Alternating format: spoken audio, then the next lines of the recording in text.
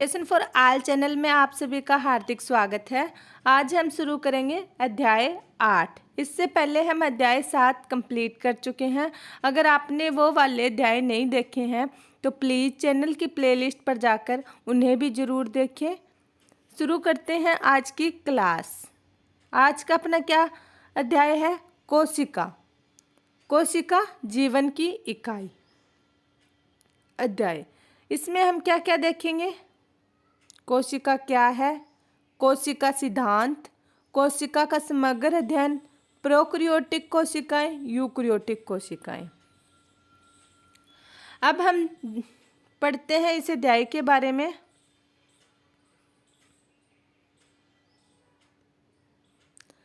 जब आप अपने चारों तरफ देखते हैं तो जीव व निर्जीव दोनों को आप पाते हैं। आप अवश्य आश्चर्य करते होंगे एवं अपने आप से पूछते होंगे कि ऐसा क्या है जिस कारण जीव जीव कहलाते हैं और निर्जीव निर्जीव नहीं हो सकते। मतलब जो जीव है वो जीव कहलाएंगे और जो निर्जीव वस्तु है वो जीव नहीं हो सकती। इस जिज्ञासा का उत्तर तो केवल यही हो सकता है कि जीवन की आधारभूत इकाई जीव कोशिका की उपस्थिति एवं अनुपस्थिति है। क्या कहा है कि जीवन की आधारभूत इकाई क्या है? जीव कोशिका की उपस्थिति या अनुपस्थिति। जिसमें जीव कोशिका उपस्थित होगी वो संजीव होगा और जिसमें जीव कोशिका अनुपस्थित होगी वो क्या होगा? निर्जीव होगा। आप इस लाइन को अंडरलाइन कर लीजिएगा, ये इंपॉर्टेंट लाइन है। आगे देखते हैं। सभी जीवधारी कोशिकाओं से बने होते हैं। जितने भी संजीव जीवधारी है वो किससे बने होते हैं? कोशिकाओं से।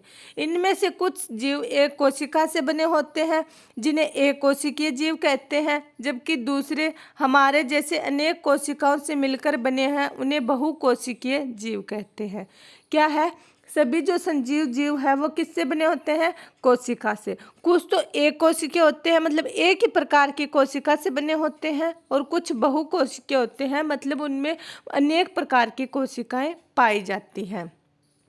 अब देखते हैं कोशिका क्या है, इसके बारे में जानते हैं। कोशिकीय जीवधारी स्वतंत्र अस्तित्व यापन जीवन के सभी आवश्यक कार्य करने में सक्षम होते हैं।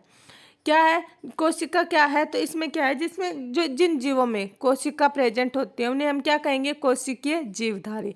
वो क्या, उनमें कौन कौन सी क्षमता होती है? एक तो स्वतंत्र अस्तित्व यापन करते हैं, जीवन के सभी आवश्यक कार्य करने में सक्षम होते हैं, जैसे अपना भोजन खुद बना सकते हैं या फिर अब खुद से भोजन ग्रहण कर सकते हैं। कोशिका के बिना किसी का भी स्वतंत्र जीव अस्तित्व नहीं हो सकता। मतलब जिसके अंदर कोशिका नहीं होगी वह स्वतंत्र जीव अस्तित्व में नहीं होगा। इस कारण जीव के लिए कोशिका ही मूलभूत से संरचनात्मक व क्रियात्मक इकाई है। तो कोशिका क्या है, इसकी डेफिनेशन क्या होगी? कोशिका ही मूलभूत से संरचनात्मक व क्रियात्मक इकाई है। इस लाइन को आप अंडरलाइन कर लीजिएगा, स्टार लगा लीजिएगा। कोशिका क्या है? कोशिका जीव की संरचनात्मक और क्रियात्मक इकाई है। एंटोन वॉन लीवनहोक ने पहली बार कोशिका को देखा व इसका वर्णन किया। मोस्ट इम्पोर्टेंट है, बेसिक क्वेश्चन है साइंस का। सबसे पहले कोशिका को किसने देखा? एंटोन वॉन लीवनहोक ने। किसने? एंटोन वॉन लीवनहोक ने। मेरे साथ साथ रिपीट कीजिएगा, ये वर्ड आपको याद हो जाएगा या फिर ब्रेन में आपकी इसकी छवि बन जाएगी। एंटोन वॉन लीवनहोक ने सबसे पहली बार कोशिका को देखा। रॉबर्ट ब्राउन ने बाद में केंद्रक की खोज की। केंद्रक की खोज किसने की? रॉबर्ट ब्राउन ने। केंद्रक की खोज किसने की? रॉबर्ट ब्राउन ने। याद रखना है, कोशिका को पहली बार एंटोन वॉन लीवनहोक ने देखा और रॉबर्ट ब्राउन ने केंद्रक की खोज की। आप इन लाइनों को मोस्ट इम्पॉर्टेंट पार्ट में संरक्षित कर लीजिएगा, अंडरलाइन कर लीजिएगा, स्टार लगा लीजिएगा। ये बेसिक क्वेश्चन है साइंस के। आप पढ़कर कहीं भी चले जाना, आपको ये क्वेश्चन बार बार दिखेंगे। सूक्ष्मदर्शी की खोज व बाद में इसके सुधार के बाद इलेक्ट्रॉन सूक्ष्मदर्शी द्वारा कोशिका की विस्तृत संरचना का अध्ययन संभव हो सका। मतलब पहले के ज़माने में सूक्ष्मदर्शी इतने ज़्यादा विकसित नहीं थे तो कोशिका का अध्ययन इतने अच्छे से नहीं हो सका, लेकिन जैसे जैसे सूक्ष्मदर्शी की पावर बढ़ती गई कोशिका का अध्ययन होता गया। आगे देखते हैं कोशिका सिद्धांत। क्या है कोशिका सिद्धांत? 1838 में जर्मन के वनस्पति वैज्ञानिक मैथियस लाइडेन ने बहुत सारे पौधों के अध्ययन के बाद पाया कि ये पौधे विभिन्न प्रकार की कोशिकाओं से मिलकर बने होते हैं जो पौधे में ऊतकों का निर्माण करते हैं। लगभग इसी समय 1839 में एक ब्रिटिश प्राणी वैज्ञानिक थियोडोर स्वान ने विभिन्न जंतु कोशिकाओं के अध्ययन के बाद पाया कि कोशिकाओं के बाहर एक पतली परत मिलती है जिसे आजकल जीवद्रव झिल्ली भी कहते हैं। इस वैज्ञानिक ने पादप ऊतकों के अध्ययन के बाद पाया कि पादप कोशिकाओं में कोशिका भित्ति मिलती है जो इसकी विशेषता है। उपरोक्त आधार पर स्वान ने अपनी परिकल्पना रखते हुए बताया कि प्राणियों और वनस्पतियों के शरीर कोशिकाओं और उनके उत्पाद से मिलकर बना है। अब क्या कहा गया है? कोशिका सिद्धांत पढ़ रहे हैं हम। सबसे पहले 1838, क्या आप ना इनको अंडरलाइन कर लीजिएगा, जो करना आप करिएगा। एक तो 1838 और मैथियस लाइडेन और 1839 और थियोडोर स्वान, ये दो नाम आपको सन कौन सी याद रखनी है? 1838 से 39 तक। और नाम कौन से याद रखने हैं? स्लाइडेन और स्वान। कौन कौन से? स्लाइडेन और स्वान ने क्या दिया? कोशिका सिद्धांत। कैसे? 1838 में तो स्लाइडेन ने पाया कि कोशिकाओं से पौधे हैं वो विभिन्न प्रकार के कोशिकाओं से मिलकर बने हैं, क्योंकि वो एक वनस्पति वैज्ञानिक थे। और 39 में थियोडोर स्वान ने पाया कि जो कोशिकाएं हैं, जीवों की कोशिकाएं हैं, वो जो जीव है किससे मिलकर बने होते हैं? कोशिकाओं से, क्योंकि वो प्राणी वैज्ञानिक थे। तो कोशिका सिद्धांत कब और किसने दिया? 1838-39 में स्लाइडेन व स्वान ने दिया। मेरे साथ इस बात को रिपीट कीजिएगा। कोशिका सिद्धांत कब और किसने दिया? 1838 और 39 में स्लाइडेन और स्वान ने दिया। आगे देखते हैं। स्लाइडेन व स्वान ने संयुक्त रूप से कोशिका सिद्धांत को प्रतिपादित किया। मोस्ट इम्पोर्टेंट लाइन है, अंडरलाइन कर लीजिएगा। जो स्लाइडेन व स्वान है उन्होंने क्या कहा? दोनों ने मिलकर संयुक्त रूप से कोशिका सिद्धांत को प्रतिपादित किया। यद्यपि इनका सिद्धांत यह बताने में असफल रहा कि नई कोशिकाओं निर्माण कैसे होता है, मतलब नई कोशिकाओं का निर्माण कैसे होगा, ये इनके सिद्धांत में नहीं बताया गया। पहली बार रुडोल्फ विर्चो 1855 ने स्पष्ट किया कि कोशिका विभाजित होती है और नई कोशिकाओं का निर्माण पूर्व स्थित कोशिकाओं के विभाजन से होता है। ओमिनिस सेल्यूल ई सेल्यूला। अब आप ना इनको ना अंडरलाइन कर लीजिएगा। मोस्ट इम्पोर्टेंट पार्ट चल रहा है। एनसीईआरटी का मैं हर बार बताती हूँ, हर एक वर्ड मोस्ट इम्पोर्टेंट है, इसमें छोड़ने वाली तो कुछ भी चीज़ नहीं है। लेकिन इसके मोस्ट इम्पोर्टेंट वर्ड में से भी 1000% मोस्ट इम्पोर्टेंट वर्ड ये निकल कर आते हैं। इनको आप अंडरलाइन कर लीजिएगा। स्लाइडेन और स्वान ने सबसे पहले कोशिका सिद्धांत प्रतिपादित किया, लेकिन वह यह सिद्धांत यह नहीं बता सका कि नई कोशिकाएं कैसे बनती है। तो 1855 में रुडोल्फ विर्चो ने बताया कि नई कोशिकाएं कहाँ से विकसित होती हैं? पहले वाली कोशिकाओं से विकसित होती हैं, क्योंकि वो कोशिकाएं विभाजित होती है और विभाजित होने से नई कोशिकाएं बनती है। मतलब ओमिनिस सेल्यूल ई सेल्यूला, या फिर ये वर्ड है ना मोस्ट इम्पोर्टेंट है, फेमस है, एग्जाम में आते हैं, कम्पिटिटिव एग्जाम में, ऑप्शनल में। ये किसने कहा? ओमिनिन सेल्यूल ई सेल्यूला, मतलब नई कोशिकाएं कहाँ से बनती है? पूर्ववर्ती कोशिकाओं से ही बनती है। इसकी हिंदी ये होगी। तो ये किसने बताया? रुडोल्फ वर्चाउ ने। और कब? 1855 में। इन्होंने स्लाइडेन व स्वान की कल्पना को रूपांतरित कर नई कोशिका सिद्धांत को प्रतिपादित किया। मतलब स्लाइडेन और स्वान की खोज को इन्होंने आगे बढ़ाया। वर्तमान समय के परिप्रेक्ष्य में कोशिका सिद्धांत निम्नवत है। क्या? सभी जीव कोशिका व कोशिका उत्पाद से बने होते हैं। मतलब जितने भी संजीव जीव होते हैं वो किससे बने होते हैं? कोशिका और कोशिका के बने उत्पाद से। सभी कोशिकाएं पूर्व स्थित कोशिकाओं से निर्मित होती है। मतलब जितनी भी कोशिकाएं हैं वो पहले से स्थित कोशिकाओं से निर्मित होती है। जैसे एक पेड़ में पत्तियां निकलती है ना, अब एक पेड़ के फल लगते हैं, बीज लगते हैं, तो वो बीज कहाँ से आया? उस पेड़ से ही आया। वैसे ही कोशिकाएं कहाँ से आएंगी? पुरानी कोशिकाओं से ही बनेगी नई कोशिकाएं भी। तो अब तक हमने क्या पढ़ा? कोशिका सिद्धांत किसने दिया? स्लाइडेन और स्वान ने। कब? 1838 और 39 में। और फिर रुडोल्फ विर्चोव ने क्या कहा 1855 में ये बताया कि जो नई कोशिकाएं हैं वो पुरानी कोशिकाओं से आती है, ओमनिस सेल्यूल ई सेल्यूला। अब आगे देखते हैं हम कोशिका का समग्र अवलोकन।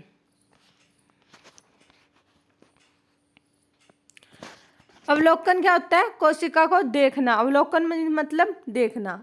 आरंभ में आप प्याज के छिलके और या मनुष्य की गाल की कोशिकाओं को सूक्ष्मदर्शी से देख चुके होंगे। मतलब सबसे पहले यह है कि आपने अपने लेबोरेटरी, स्कूल या कॉलेज की लेबोरेटरी में देखा होगा कि आपने नहीं, सॉरी, साइंटिस्ट ने सबसे पहले प्याज की छिलके और मनुष्य की गाल की कोशिकाओं को सूक्ष्मदर्शी में देखे, और अब ये प्रयोग मतलब स्कूल और कॉलेजों में भी करवाया जाने लगा। उनकी संरचना का स्मरण करें। प्याज की कोशिका जो एक परूपी पादप कोशिका है, प्याज की कोशिका एक पादप कोशिका है और ये सूक्ष्मदर्शी में स्पष्ट दिखाई देती है, इसलिए इसका एक्सपेरिमेंट बार बार किया जाता है। इसके बाहरी सतह पर एक स्पष्ट कोशिका भित्ति व इसके ठीक नीचे कोशिका झिल्ली होती है। अब आपको यहाँ तक ये बात समझ में आ जानी चाहिए, ये जो कोशिका भित्ति है ये केवल पादप कोशिकाओं में पाई जाती है, एनिमल जीव कोशिकाओं में नहीं पाई जाती। कोशिका भित्ति केवल पादप कोशिकाओं में पाई जाती है, जीव कोशिकाओं में नहीं पाई जाती। और सबसे पहले प्याज की कोशिका को देखा तो उसमें क्या पाया? सबसे ऊपरी सतह पर कोशिका भित्ति पाई, उसके नीचे क्या मिला? कोशिका झिल्ली। मनुष्य की गाल की कोशिका के संगठन में बाहर की तरफ केवल एक झिल्ली संरचना निकलती दिखाई पड़ती है। मतलब मनुष्य की गाल की कोशिकाओं को देखा गया तो उनमें कोशिका भित्ति क्या थी? अनुपस्थित थी और केवल कोशिका झिल्ली की संरचना ही दिखाई दी। प्रत्येक कोशिका के भीतर एक सघन झिल्ली युक्त संरचना मिलती है। इसमें क्या कहा है कि प्रत्येक कोशिका है उसके भीतर क्या मिलेगी? एक संघन झिल्ली युक्त संरचना, जिसे क्या कहेंगे? केंद्रक। क्या कहेंगे? केंद्रक। अब क्या है? ये एक कोशिका है, प्याज की कोशिका ले ली हमने, तो इसमें सबसे पहले क्या दिखाई दिया? ये कोशिका भित्ति होगी, सबसे बाहरी कोशिका भित्ति। फिर कोशिका, ये क्या होगी? कोशिका झिल्ली। फिर इसके अंदर एक क्या दिखाई दिया? केंद्रक, जिसकी खोज किसने की? रॉबर्ट ब्राउन ने। किसने की? रॉबर्ट ब्राउन ने। उसे हम क्या कहेंगे? केंद्रक। इस केंद्रक में गुणसूत्र क्रोमोसोम होता है। क्या होते हैं? गुणसूत्र क्रोमोसोम, जो क्या है? अपने हेरिडिटी मटेरियल, जेनेटिक मटेरियल है। इसमें अनुवांशिक पदार्थ डीएनए होता है। गुणसूत्र में क्या होता है? अनुवांशिक पदार्थ डीएनए। जिस कोशिका में झिल्ली युक्त केंद्रक होता है उसे यूकेरियोट, व झिल्ली युक्त केंद्रक नहीं होता उसे प्रोकैरियोट कहते हैं। मतलब जिन कोशिकाओं के अंदर जो झिल्ली केंद्रक के बाहर झिल्ली पाएगी, झिल्ली युक्त तो होता है, उसे हम क्या कहेंगे? यूकेरियोटिक कोशिकाएं। और जो बिना झिल्ली का केंद्रक होता है, मतलब उनका केंद्रक सुविकसित नहीं होता, उन्हें हम क्या कहेंगे? प्रोकैरियोटिक कोशिकाएं।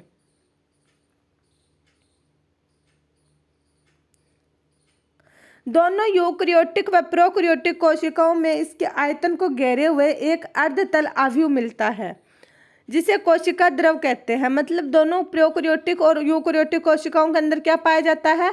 कोशिका द्रव। जो कोशिका का द्रव होगा उसे हम क्या कहेंगे? कोशिका द्रव। दोनों पादप व जंतु कोशिकाओं में कोशिकीय क्रियाओं हेतु कोशिका द्रव एक प्रमुख स्थल होता है। कोशिका की जीव अवस्था संबंधी विभिन्न रासायनिक अभिक्रियाएं यहीं संपन्न होती हैं। आगे देखते हैं हम। यूकेरियोटिक कोशिकाओं में केंद्रक के अतिरिक्त अन्य झिल्ली युक्त विभिन्न संरचनाएं मिलती है, जिन्हें कोशिकांग कहते हैं। मतलब क्या है? ये कोशिका है यूकेरियोटिक, इसके अंदर क्या है? झिल्ली युक्त केंद्रक है। इसके जो ये कोशिका द्रव है, इसके बीच में क्या होगा? ये वाला कोशिका द्रव। अब इस कोशिका अंदर के अंदर क्या है? झिल्ली युक्त अन्य संरचनाएं मिलती है, उन्हें हम कहेंगे कोशिकांग। कोशिकांग मतलब कोशिका के अंग। कोशिकांग का क्या मतलब होगा? कोशिका के अंग। उनमें कौन से अंतरपरद्रव्य जलिका होगी, जैसे ये, और सूत्रकणिकाएं होगी जिन्हें माइटोकॉन्ड्रिया भी कहते हैं, सूक्ष्मकाय जिन्हें माइक्रोबॉडीज भी कहते हैं, गोल्जी सम्मिश्रण, लैनकाय, रसधानी। प्रोकैरियोटिक कोशिका में झिल्ली युक्त कोशिकाओं का अभाव होता है। मतलब जो प्रोकैरियोटिक कोशिकाएं होती हैं उनमें झिल्ली युक्त कोशिकाओं का अभाव होता है। यूकेरियोटिक में ये कोशिकांग भरपूर मात्रा में मिलते हैं। आगे देखते हैं।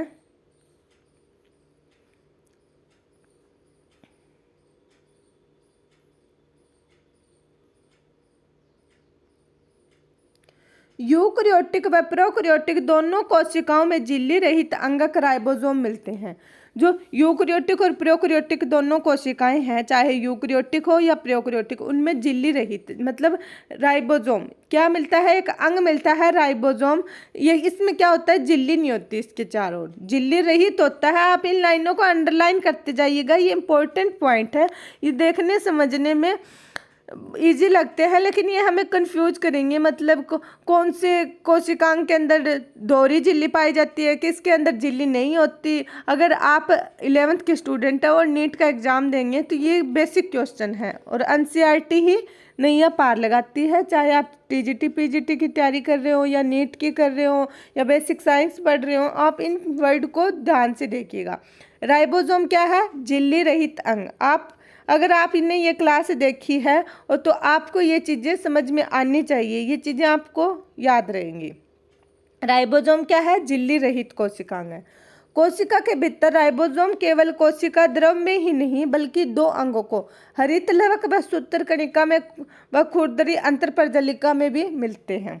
अब क्या कहा गया है, राइबोसोम केवल कोशिका के अंदर ही नहीं बल्कि कोशिका के जो और अंग हैं उनमें भी मिलते हैं। किस किस में, हरित लवक जो पौधों में पाया जाता है जिसके कारण पौधों का रंग कैसा होता है, हरा, और प्रकाश संश्लेषण में ये सहायता करते हैं। और सूत्रकणिका जिन्हें हम माइटोकॉन्ड्रिया भी कहते हैं, ये किस में पाया जाता है, जीव कोशिकाओं में भी पाया जाता है। और ये क्या करता है, इन्हें कोशिका का शक्ति ग्रह भी कहते हैं। और खुरदरी अंतरपर्द्रवी जलिका में भी राइबोसोम पाया जाता है। किस किस में पाया जाएगा ये कोशिका के जीव द्रव के अलावा, कहाँ कहाँ पाया जाएगा राइबोसोम, एक हरित लवक में, एक सूत्रकणिका में, एक खुरदरी अंतर्द्रवी जलिका में। इन लाइनों को आप इम्पोर्टेंट रूप से हाईलाइट कर लीजिएगा। आगे देखते हैं। जंतु कोशिकाओं में झिल्ली रहित तारक केंद्रक जैसे अन्य अंगक मिलते हैं जो कोशिका विभाजन में सहायता करते हैं।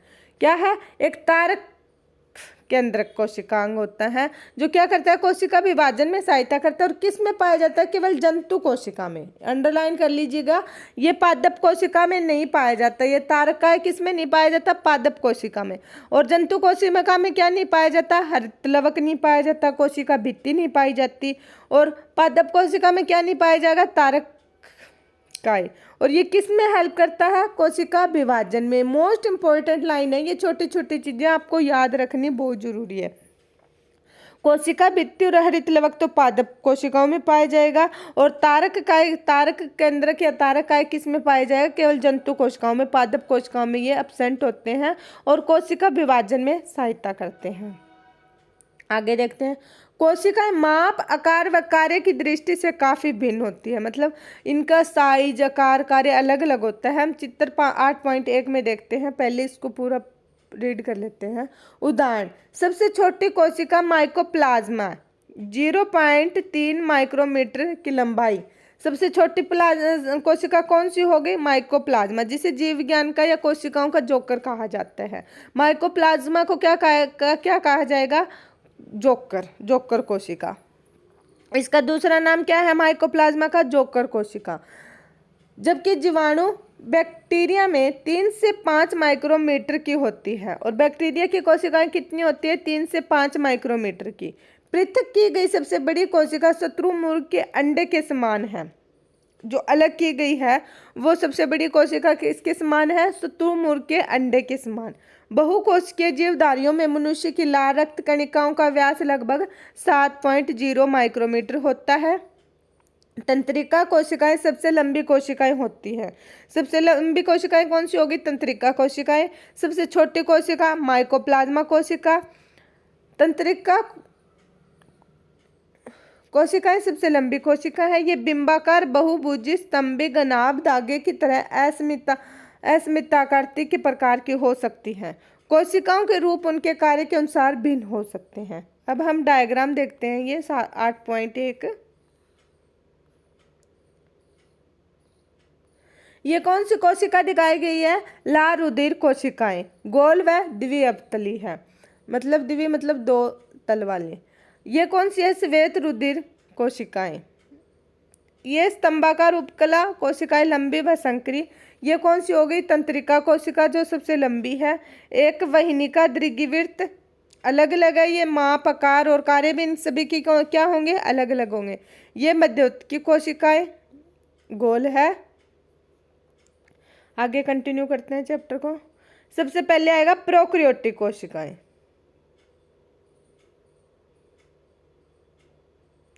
इसका चित्र देखते हैं प्रोकैरियोटिक कोशिका का। ससीम केंद्रीय कोशिका का अन्य जीवों के साथ तुलनात्मक चित्र प्रदर्शन दिखाया गया है। ये क्या है? डायग्राम दिखा रखे। पारूपिक जीवाणु का 1 से 2 माइक्रोमीटर दिखा रखा है। PPLO जिसे प्लूरोनिम्यूनियो माइकोप्लाज्मा प्लूरोनिम्यूनियो सॉरी फ्रेंड्स, PPLO को क्या कहेंगे? प्लूरोनिम्यूनियो सम जीव कहेंगे। विषाणु 0.02 से 0.2 माइक्रोमीटर की होती है। अब प्रोकैरियोटिक के बारे में पढ़ते हैं।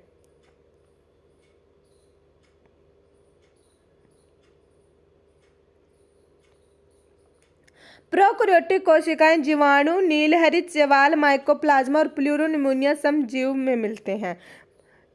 कहाँ कहाँ मिलेगी ये? प्रोकैरियोटिक जीवाणु में, नीलहरित शैवाल में, माइकोप्लाज्मा, प्लूरोनिम्यूनिया समजीव में। मतलब ये कौन सी है? जीवाणु, नीलहरित शैवाल, माइकोप्लाज्मा, प्लूरोनिम्यूनिया समजीव क्या है? प्रोकैरियोटिक कोशिकाएं। सामान्यतः ये यूकैरियोटिक कोशिकाओं से बहुत छोटी होती है। प्रोकैरियोटिक कोशिकाओं का साइज कैसा होगा? यूकैरियोटिक कोशिकाओं से छोटा और काफ़ी तेजी से विभाजित होती है। मतलब ये काफ़ी तेजी से विभाजित होंगी। माप और आकार काफ़ी भिन्न होती है। जीवाणु के 4 मूल आकार होते हैं, जैसे दंडाकार बेसिलस, गोलाकार कोकस, कोषाकार विब्रो, ये कोमाकार आएगा, कोषाकार या कोमाकार। सर्पिल स्पाइरल। दंडाकार कैसे होगा? लंबा बेसिलस। गोलाकार कैसा होगा? गोल होगा कोकस। कोमाकार ऐसे कोमा शेप में होगा। स्पाइरल ऐसे होगा। आगे क्या है? प्रोकैरियोटिक कोशिकाओं का मूलभूत संगठन आकार व कार्य में भिन्नता के बावजूद एक सा होता है। क्या होता है? इनका मूलभूत संगठन है वो आकार और कार्य की भिन्नता के बावजूद भी कैसा होगा? एक जैसा होगा। क्योंकि एक जैसी कोशिकाएं होंगी वो प्रोकैरियोटिक होंगी और विभिन्न प्रकार की कोशिकाएं होंगी वो क्या हो जाएंगी? फिर यूकैरियोटिक में आ जाएंगी। सभी प्रोकैरियोटिक में कोशिका भित्ति होती है। मतलब प्रोकैरियोटिक में क्या पाई जाएगी? कोशिका भित्ति, जो पादप कोशिकाओं में पाई जाती है, जो कोशिका झिल्ली से घिरी रहती है। और कोशिका भित्ति किससे घिरी रहती है? कोशिका झिल्ली से, केवल माइकोप्लाज्मा को छोड़कर। माइकोप्लाज्मा में कोशिका झिल्ली नहीं पाई जाती। कोशिका में साइटोप्लाज्म एक तरल मैट्रिक्स के रूप में भरा रहता है। साइटोप्लाज्म क्या होता है? ये कोशिका है, इसके अंदर वाले द्रव को क्या कहेंगे? साइटोप्लाज्म।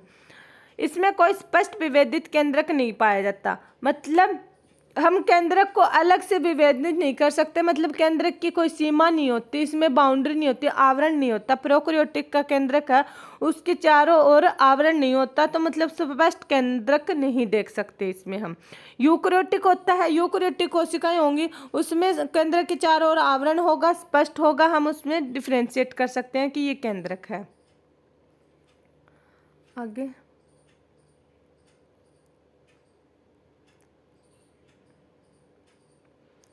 आनुवांशिक पदार्थ मुख्य रूप से नंगन व केंद्रक झिल्ली द्वारा परिबद्ध नहीं होता। आनुवांशिक पदार्थ क्या सा होगा? जो एक पीढ़ी से दूसरी पीढ़ी में स्थानांतरण होता है, वह केंद्रक झिल्ली द्वारा परिबद्ध नहीं होता। मतलब उसके केंद्रक झिल्ली मतलब उसके चारों ओर आवरण नहीं होगा। जीनोमिक डीएनए के अतिरिक्त एकल गुणसूत्र गोलाकार डीएनए जीवाणु में सूक्ष्म डीएनए वृत्त जीनोमिक डीएनए के बाहर पाए जाते हैं। जो जीनोमिक डीएनए के अतिरिक्त क्या है? जीवाणु में सूक्ष्म डीएनए है, वृत्त है, वो जीनोमिक डीएनए के बाहर मिलेंगे। इन डीएनए वृत्तों को प्लाज्मिड कहते हैं। क्या कहेंगे? इन वृत्तों को प्लाज्मिड। प्लाज्मिड डीएनए जीवाणु में विशिष्ट समलक्षणों को बताते हैं, जिनमें एक प्रतिजीवी के प्रतिरोधी होते हैं। और ये प्लाज्मिड क्या बनाएंगे? ये प्लाज्मिड है, ये डीएनए जीवाणु में विशिष्ट समलक्षणों को बताते हैं। क्या? जीवाणुओं का विशिष्ट लक्षण बताएंगे प्लाज्मिड। उनमें एक प्रतिजीवी के प्रतिरोधी होते हैं। आगे देखते हैं। आप उच्च कक्षाओं में पढ़ेंगे कि प्लाज्मिड डीएनए वृत्त जीवाणुओं के बाहरी डीएनए के साथ रूपांतरण के प्रवर्धन हेतु उपयोगी है। आगे जैसे जैसे हम पढ़ते जाएंगे आगे में इसमें अध्ययन करेंगे तो पाएंगे जो प्लाज्मिड डीएनए है वो वृत्त जीवाणु के बाहरी डीएनए के साथ रूपांतरण के प्रवर्धन हेतु उपयोगी है। केंद्रक झिल्ली यूकेरियोटिक में पाई जाती है।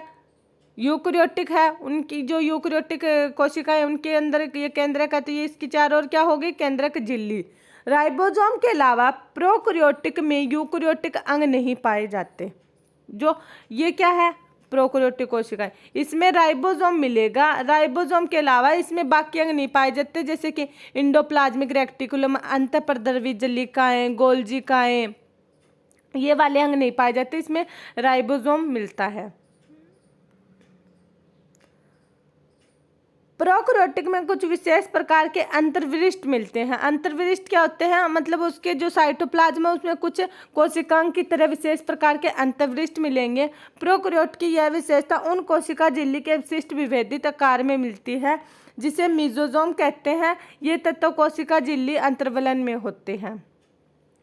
क्या होता है कि इनमें एक तो ना दूसरे कोशिकांग नहीं पाए जाते, जैसे सूत्रकणिका, लयनकाय वगैरह, इसमें केवल एक राइबोसोम मिलेगा और बाकी जो इसका साइटोप्लाज्म है उसके अंदर कुछ अंतर्वृष्ट मिलेंगे, वो एक झिल्ली से अलग होंगे, गिरे होंगे, उन्हें हम क्या कहेंगे, मेसोसोम। क्या कहेंगे, मेसोसोम। मतलब हम सीधे इसी तरीके से समझे तो क्या है, ये एक प्रोकैरियोटिक कोशिका है, इसके अंदर क्या है, एक तो हमें राइबोसोम मिलेगा, ये क्या मिलेंगे, राइबोसोम, और दूसरे कौन से मिलेंगे अंतर्वरिष्ठ, मेसोसोम। क्या मिलेंगे, राइबोसोम और मेसोसोम हमें प्रोकैरियोटिक कोशिकाओं में पाए जाते हैं। प्रोकैरियोटिक कोशिकाओं में दो क्या मिलेंगे, एक तो राइबोसोम और एक मेसोसोम। आगे देखते हैं कोशिका आवरण और इसके रूपांतरण। अधिकांश प्रोकैरियोटिक कोशिकाएं विशेषकर जीवाणु कोशिकाओं में एक जटिल रासायनिक कोशिका आवरण होता है। मतलब जितनी प्रोकैरियोटिक कोशिकाएं हैं या फिर हम जीवाणु का एग्जाम्पल ले सकते हैं, इनकी कोशिकाओं पर एक जटिल रासायनिक कोशिका का आवरण होगा, मतलब उसको ढके रखेगी। इनमें कोशिका आवरण दृढ़ता पूर्वक बंद कर 3 स्तरीय संरचना बनाते हैं। बृहप्रत ग्लाइकोकैलिक्स, जिसके पश्चात क्रमशः कोशिका भित्ति एवं जीवद्रव झिल्ली होती है। यद्यपि आवरण के प्रत्येक परत का कार्य भिन्न है, यह तीनों मिलकर एक सुरक्षा इकाई बनाते हैं। क्या है, ये समझते हैं। ये एक प्रोकैरियोटिक कोशिका है, इनके चारों ओर एक आवरण मिलेगा। पहली परत कौन सी होगी, ग्लाइकोकैलिक्स। क्या होगी, ग्लाइकोकैलिक्स। इसके बाद में क्या मिलेगी हमें, कोशिका भित्ति। क्या मिलेगी, कोशिका भित्ति। दूसरी परत कौन सी हो, कोशिका। उसके बाद में जीवद्रव झिल्ली। 3 परतों में होता है और तीनों परतों के काम अलग अलग है। इसके अंदर क्या मिलेगा फिर, राइबोसोम मेसोसोम की संरचना। मतलब प्रोकैरियोटिक में इनकी कोशिकाओं के 3 आवरण होते हैं। अब देखते हैं जीवाणुओं को उनकी कोशिका आवरण में विभिन्नता व ग्राम द्वारा विकसित अभिरंजन विधि के प्रति विभिन्न व्यवहार के 2 श्रेणियों में वर्गीकृत किया गया है।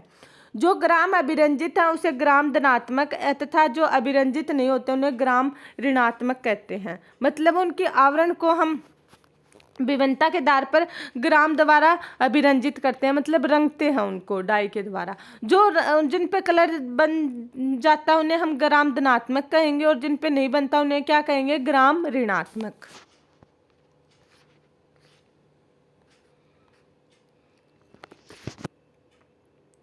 आगे देखते हैं ग्लाइकोकैलिक्स विभिन्न जीवाणुओं की रचना व मोटाई में भिन्न होती है। भारी परत ग्लाइकोकैलिक्स हमने देख ली, ये प्रोकैरियोटिक कोशिकाएं, सबसे भारी परत कौन सी होगी, ग्लाइकोकैलिक्स। यह अलग अलग जीवाणुओं में इनकी मोटाई और रचना में क्या होगी, अलग अलग होगी। कुछ में यह ढीली आच्छद होती है, मतलब कईयों में तो ढीली होगी, आच्छद होगी, जिसे अवपंक परत कहते हैं। वह दूसरों में यह मोटे व कठोर आवरण के रूप में हो सकती है, जिसे संपुटिका कैप्सूल कहते हैं। मतलब जिसमें ढीली होगी उसे तो अवपंक परत कहेंगे और कठोर होगी, मोटी होगी, उसे हम क्या कहेंगे, कैप्सूल। क्या कहेंगे, कैप्सूल। उसको हम क्या कहेंगे, कैप्सूल संपुटिका। कोशिका भित्ति कोशिका का आकार को निर्धारित करती है। कोशिका भित्ति क्या करेगी, कोशिका के आकार को निर्धारित करेगी, उसको शेप प्रदान करेगी। वह सशक्त संरचनात्मक भूमिका प्रदान करती है जो जीवाणु को फटने व निपातित होने से बचाती है। और क्या करेगी? जीवाणु को फटने से बचाती है। कोशिका भित्ति उसको सेफ और आदान प्रदान करेगी और उसको सुरक्षा भी देगी। आगे, जीव द्रव झिल्ली का प्रकृति में अर्धपारगम्य होती है। मतलब अर्धपारगम्य मतलब कुछ एक चीजों को आने जाने देती है। पूरी पारगम्य होगी मतलब वो तो पूरी होगी, सभी चीजें उसमें आ जा सकती है। अर्धपारगम्य मतलब सिलेक्टेड चीजें उसमें आ जा सकती है। इसके द्वारा कोशिका बाह्य वातावरण के संपर्क बनाए रखने में सक्षम होती है। जो जीव द्रव झिल्ली है वो अर्धपारगम्य होगी और वातावरण के साथ संपर्क बनाए रखने में क्षमता रखती है। संरचना के अनुसार यह झिल्ली यूकेरियोटिक झिल्ली जैसी होती है। प्रोकैरियोटिक की झिल्ली कैसी होगी संरचना में? यूकेरियोटिक झिल्ली के जैसी होगी। एक विशेष झिल्ली में संरचना जो जीवद्रव झिल्ली में कोशिका के फैलाव से बनती है उसे मेसोसोम कहते हैं। जीवद्रव में जो क्या कोशिका के फैलाव से बनती है एक झिल्ली में संरचना उसे हम क्या कहेंगे? मेसोसोम। हमें पता है प्रोकैरियोटिक कोशिकाओं के अंदर जो जीवद्रव होता है उसके अंदर क्या मिलेगा? एक राइबोसोम और दूसरी अंतःवृष्ट संरचना को हम क्या कहेंगे? मेसोसोम, जो झिल्ली से घिरी रहती है। यह फैलाव पुटिका, नलिका व पटलिका के रूप में होता है। और जो कोशिका का फैलाव होगा वो किस रूप में होगा? पुटिका, नलिका और पटलिका के रूप में। किस रूप में होगा? पुटिका, नलिका और पटलिका के रूप में। यह कोशिका भित्ति निर्माण, डीएनए प्रतिकृति व संतति कोशिका में वितरण को सहायता देता है। यह क्या करेगा? कोशिका की भित्ति के निर्माण, डीएनए प्रतिकृति व इसकी संतति कोशिका के वितरण में को सहायता देगा। यह श्वसन स्रावी प्रक्रिया जीवद्रव झिल्ली के पृष्ठ क्षेत्र एंजाइम की मात्रा को बढ़ाने में भी सहायता करता है। कुछ प्रोकैरियोटिक जैसे नील हरित जीवाणु के कोशिका द्रव में झिल्ली में विस्तार होता है जिसे वर्णिकी लवक कहते हैं। इसमें वर्णक पाए जाते हैं। क्या है? कुछ प्रोकैरियोटिक होंगे जैसे कि नील हरित जीवाणु होंगे, उनकी कोशिका द्रव में झिल्ली में विस्तार होगा, उनमें वर्णिकी लवक पाए जाते हैं जिनमें वर्णक पाए जाते हैं। विस्तार में कुछ एक किसी में राइबोसोम, मेसोसोम, अंतःवृष्ट है, उनमें से नील हरित से वाले में क्या मिलेंगे? वर्णक मिलेंगे, वर्णिकी लवक मिलेंगे जो इसमें वर्णक पाए जाते हैं। जैसे प्रोकैरियोटिक कोशिकाओं में राइबोसोम, मेसोसोम मिलते हैं उसी प्रकार नील हरित जीवाणु की कोशिकाओं में क्या मिलेंगे? वर्णकी लवक मिलेंगे जिसमें वर्णक पाए जाते हैं। अलग अलग रंग के होते हैं ये। जीवाणु कोशिकाएं चलायनमय अथवा अचलायनमय होती हैं। मतलब जीवाणु कोशिकाएं गति कर भी सकती है और नहीं भी। यदि वह चलायनमय है तो कोशिका भित्ति जैसी पतली संरचना मिलती है जिसे कशाम्बिका कहते हैं। जीवाणुओं में कशाम्बिका की संख्या व विन्यास क्रम भिन्न होता है। जो गति करती है कोशिकाएं जीवाणु की, उनमें किसकी हेल्प से करती है? कशाम्बिका की हेल्प से। किसकी हेल्प से करती है? कशाम्बिका की हेल्प से। और ये कशाम्बिका की संख्या और इनके व्यवस्थित होने का विन्यास क्रम अलग अलग हो सकता है। जीवाणु कशाम्बिका फ्लैजिलम, इंग्लिश में क्या कहेंगे कशाम्बिका को? फ्लैजिला। ये फ्लैजिला होते हैं, ये लंबे होते हैं साइज में, और जो सीलिया होते हैं वो और ये संख्या में कम होते हैं फ्लैजिला और साइज में बड़े होते हैं। और जो सीलिया होते हैं ये संख्या में ज़्यादा होते हैं और साइज में कैसे होंगे? छोटे। ये चीज़ें आपको याद रखनी है। 3 भागों में बंटा होता है। जीवाणु का फ्लैजिला कितने भागों में बंटा होता है? 3 भागों में। तंतु, अंकुश, आधारीय शरीर। कौन कौन से होंगे? तंतु, अंकुश व आधारीय शरीर। तंतु कशाम्बिका का सबसे बड़ा भाग होता है। यह कोशिका सतह से बाहर की ओर फैला होता है। तंतु है वो क्या है? फ्लैजिला या कशाम्बिका का सबसे बड़ा भाग है और कोशिका की सतह से बाहर फैला होता है। ये कोशिका है एक, इसकी ये जो बाहर वाला ये क्या होगा? तंतु। बड़ा होगा, तंतु होगा। आगे देखते हैं। जीवाणुओं की सतह पर पाई जाने वाली संरचना रोम व जालर इसकी गति में सहायक नहीं होती। जो जीवाणु की सतह पर रोम और जालर पाई जाती है वह गति में हेल्प नहीं करती। रोम लंबी नलिकाकार संरचना है जो विशेष प्रोटीन की बनी होती है। रोम कैसी होगी? लंबी संरचना होगी, नलिकाकार, और किससे बनी होगी? विशेष प्रकार के प्रोटीन से। झालर लघु सूक्ष्म जैसे तंतु है जो कोशिका के बाहर परिवर्तित होते हैं। और जालर क्या होंगे? लघु सूक्ष्म जैसे तंतु जो कोशिका के बाहर परिवर्तित होते हैं। कुछ जीवाणुओं में यह उनको पानी की धारा में पाई जाने वाली चट्टानों व पोषक ऊतकों को चिपकने में सहायता करती है। और यह क्या करती है, कुछ जीवाणुओं में पानी की धारा पर पाई जाने वाली चट्टानों व पोषक ऊतकों से चिपकने में हेल्प करती है, मतलब उसको चिपकने में सहायता कर देती है ये जालर। आगे हम राइबोसोम अंतःविष्ट पिंड पढ़ते हैं। राइबोसोम और अंतःविष्ट पिंड किस में पाए जाते हैं, प्रोकैरियोटिक कोशिकाओं में। ये अंतःविष्ट पिंड को क्या कहेंगे, मेसोसोम भी कहते हैं हम। प्रोकैरियोटिक में राइबोसोम कोशिका जीवद्रव झिल्ली से जुड़े होते हैं। किससे जुड़े होते हैं, जीवद्रव झिल्ली से। 15 से 20 नैनोमीटर आकार की होती है। ये किस आकार की होगी, 15 से 20 नैनोमीटर की।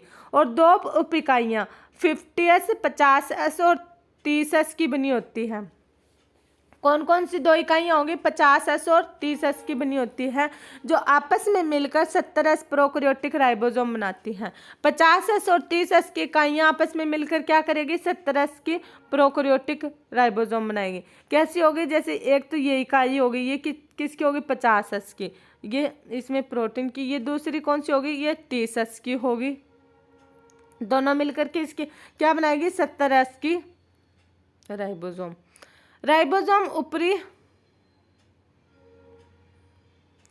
राइबोसोम के ऊपर प्रोटीन संश्लेषित होता है। राइबोसोम क्या करता है, प्रोटीन का संश्लेषण। इंपॉर्टेंट लाइन है, अंडरलाइन कर लीजिएगा, हाईलाइट से हाईलाइट कर लीजिएगा। राइबोसोम के ऊपर प्रोटीन संश्लेषित होती है, मतलब राइबोसोम क्या करेगी, प्रोटीन बनाएगी, संश्लेषित करेगी। बहुत से राइबोसोम एक संदेशवाहक आरएनए से संबंध होकर एक श्रृंखला बनाते हैं। बहुत से राइबोसोम क्या होंगे, संदेशवाहक मैसेंजर आरएनए के संबंध होकर क्या बनाएंगे, श्रृंखला बनाएंगे, जिसे बहु राइबोसोम अथवा बहुसूत्र कहते हैं। उन राइबोसोम को हम क्या कहेंगे, बहु राइबोसोम या बहुसूत्र कहेंगे। बहुसूत्र का राइबोसोम संदेशवाहक आरएनए से संबंध होकर प्रोटीन निर्माण में भाग लेता है, और बहुसूत्र का राइबोसोम संदेशवाहक आरएनए के संबंध में होकर क्या करेगा, प्रोटीन के निर्माण में भाग लेगा। मतलब प्रोटीन बनाने की फैक्ट्री हम किसे कहेंगे, राइबोसोम को। प्रोटीन कहाँ संश्लेषित होता है, राइबोसोम में। इंपॉर्टेंट है, आप इसको हाईलाइट कर लीजिएगा। अंतःविष्ट पिंड, इसके बारे में देखते हैं। प्रोकैरियोटिक कोशिकाओं में बचे हुए पदार्थ कोशिका द्रव में अंतःविष्ट पिंड के रूप में संचित होते हैं। किस रूप में होते हैं, अंतःविष्ट पिंड के रूप में। ये झिल्ली द्वारा गिरे नहीं होते हैं, कोशिका द्रव में स्वतंत्र रूप से पड़े रहते हैं। इनकी चारों ओर कोई झिल्ली का आवरण नहीं होता, ये कोशिका द्रव में खुले रूप से पड़े रहते हैं। उदाहरणतः फॉस्फेट कणिकाएं, साइनोफाइसिन कणिकाएं, ग्लाइकोजन कणिकाएं कौन कौन सी होंगी, फॉस्फेट कणिकाएं, साइनोफाइसिन कणिकाएं और ग्लाइकोजन कणिकाएं। गैस रसदानी नीलहरित, बैंगनी और हरी प्रकाश संश्लेषित जीवाणु में मिलती है। और गैस रसदानी, ये क्या है, रसदानी क्या होती है, साइज में बड़ी होती है। ये नीलहरित, बैंगनी और हरी प्रकाश संश्लेषित जीवाणु में मिलती है।